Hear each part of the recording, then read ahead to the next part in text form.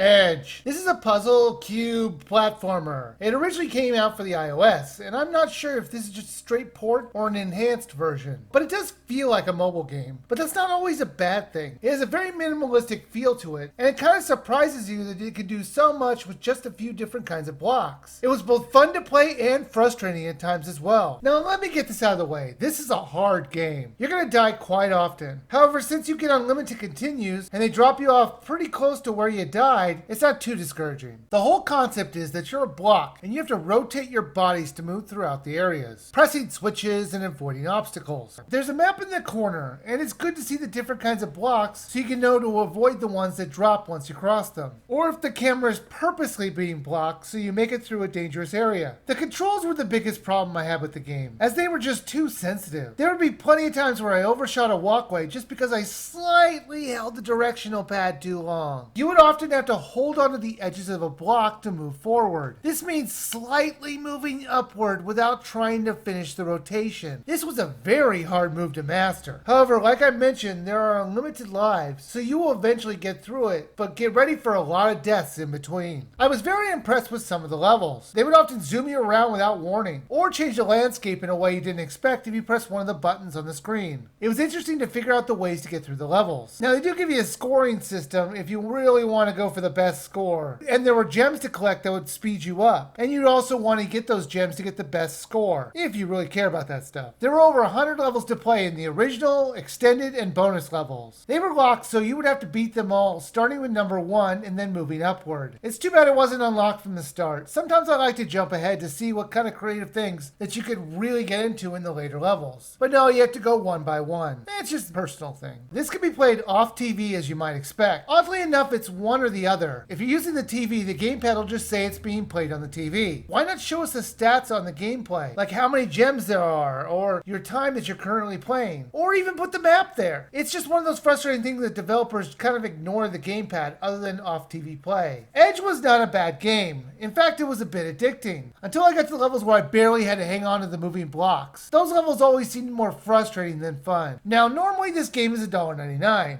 but I picked this thing up on sale for 67 cents. And I totally think I got my money's worth. And even for $1.99, I think that's totally a fair price for the few hours of gameplay that you'll get. So I do think it's worth a buy.